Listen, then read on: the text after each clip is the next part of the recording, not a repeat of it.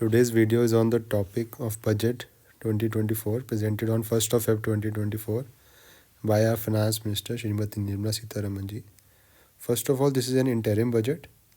It is not a full budget. Since this year is an election year, so full budget will come in July.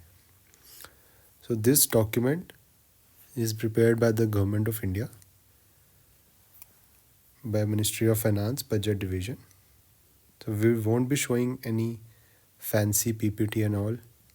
This is just pure information presented by the government.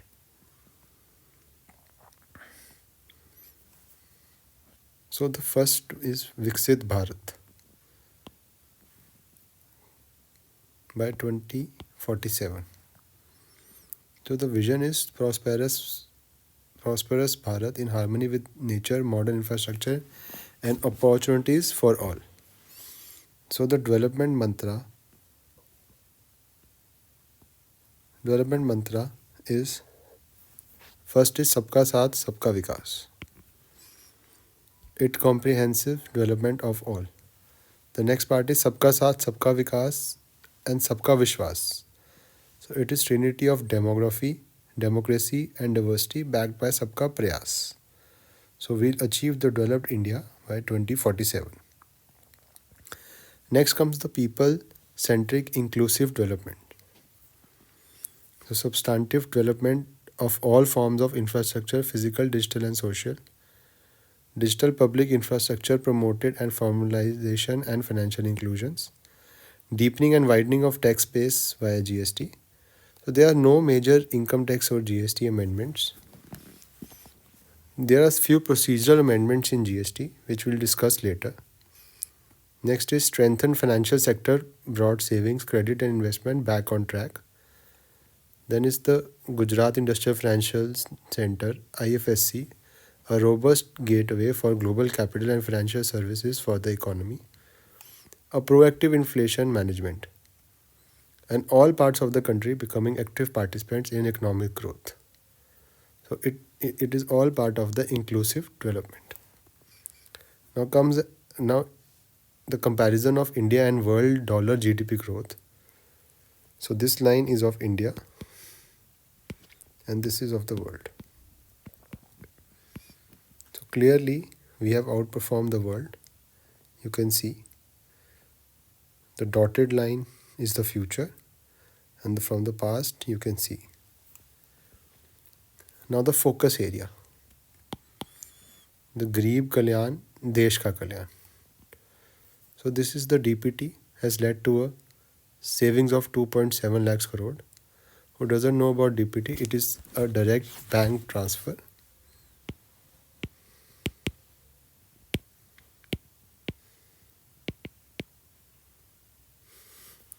So any subsidy and all which comes directly to your account is covered under this. It has led to the saving of 2.7 lakhs crore. Then 25 crore people moved out of multidimensional poverty. And under PM Swanidhi Yojana, 78 lakh street vendors have got credit assistance. The PM Swanidhi is for the street vendors. It is an unsecured loan given. So next comes the decline in headcount ratio. The percentage of population who are multidimensionally poor. So in 5-6 we were at 55.3 and in 22-23 projection it's 11.3. So a downfall of close to 75%.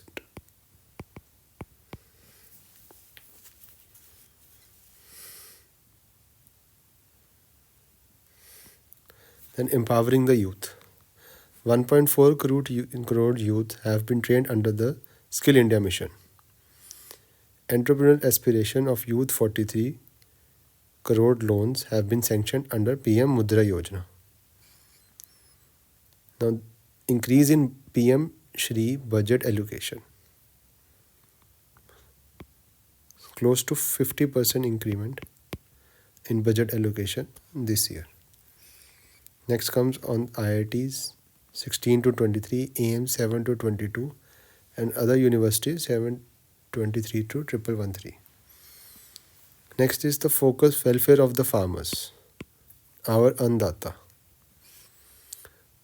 So direct financial assistance to 11.8 crore farmers under PM Kisan, crop insurance to 4 crore farmers under PM Fasal Bima Yojana, and integration of 1361 mandis under ENAM, supporting trading volume of 3 lakh crores. So increasing procurement of wheat and rice. So this was the procurement in 2021, 30 tons, metric tons. Now it is 38 metric tons. Now comes the Nari Shakti. 30 crore Mudra Yojana loans disbursed to women entrepreneurs. Increase female enrollment in higher education by 28% in 10 years. 43% of female enrollments in STEM courses. 1 crore women is assisted by 83 lakh self-help groups to become Lakpati Didis. So rise in female labor force participation rate. Earlier it was at 23.3%, now it is 37%. Now the strategies for the Amrit Kal. First is sustainable development. It is commitment to meet the net zero by 2070 carbon emission. So the focus would be on wind energy, CNG, PNG, and compressed biogas. They will be mandatorily blending. Then financial assistance for procurement of biomass aggregation machinery. 1 crore households will be enabled to obtain 300 units of free electricity per month by setting up solar powers. Then adoption of e-buses, strengthening of e-vehicle ecosystem. New schemes will be presented of biomanufacturing and biofoundry to support environment-friendly alternatives. And more than 10 crore LPG connection released under PMUY. This is Pradhan Mantri Ujjwala Yojana. 36.9 crore LED bulbs, 72.2 lakhs LED tube lights, and 23.6 lakhs energy efficient fans distributed under the Ujjwala Yojana. 1.3 crore LED street lights installed under SNLP. Infrastructure and investments. There will be implementation of 3 major railway corridor programs under PM Gati Shakti. Promotion of foreign investment in infrastructure and investment, expansion of existing airports under the UDAN scheme. Promotion of urban transformation by metro rail and Namo Bharat. Then comes increase in capital expenditure. This side it is rupees in lakh crore, and this is the capex as of percentage of GDP. Then there is doubling in FDI inflow. FDI is foreign direct investments from 298 USD billion to 596 USD billion. Then comes the improvement in physical infrastructure. This is kilometers, national highway. Then there is cargo traffic. Then is this electrified railway routes, aircraft movement, and number of airport. You can see everything has increased by approximately 50%. Next comes the inclusive development.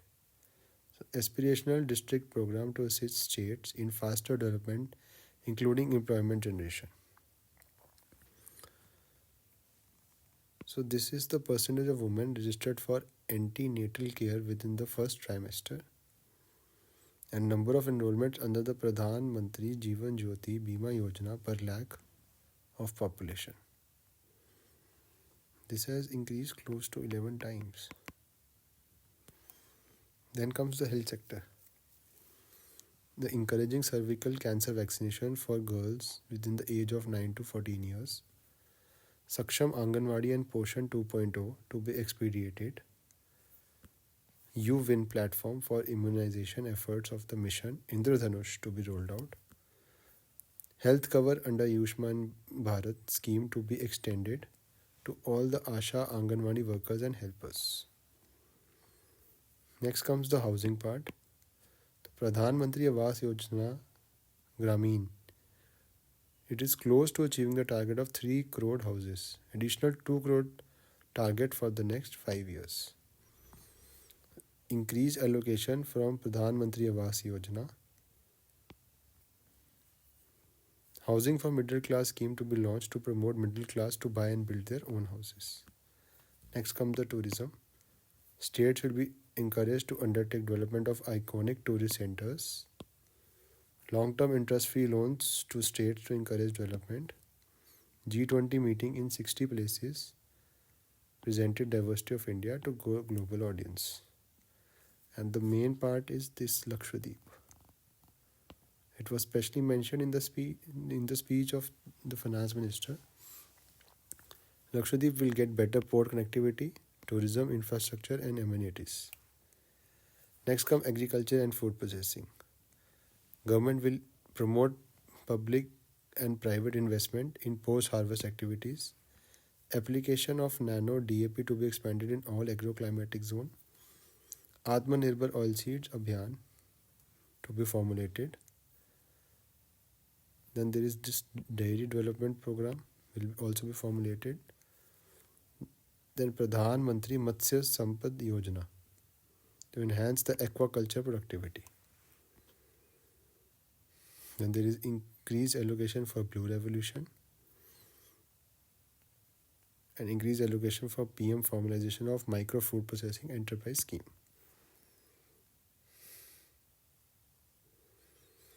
Then there is the performance of the Indian economy.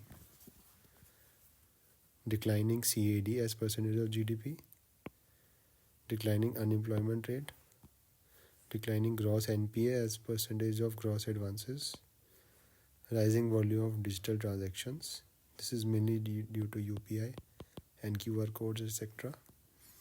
Rise in average monthly gross GST collection, fall in headline inflation. Then comes the taxation reform. The direct tax collection has more than tripled in the last 10 years. Number of return filers have increased to 2.4 times. Reduction in average processing time of refund from 90 days to 10 days. We also have cases where the refund is processed within 2 to 3 days also. Average monthly gross GST collection doubled to 1.66 lakhs. And tax buoyancy of state revenue from 0.72 to 1.22.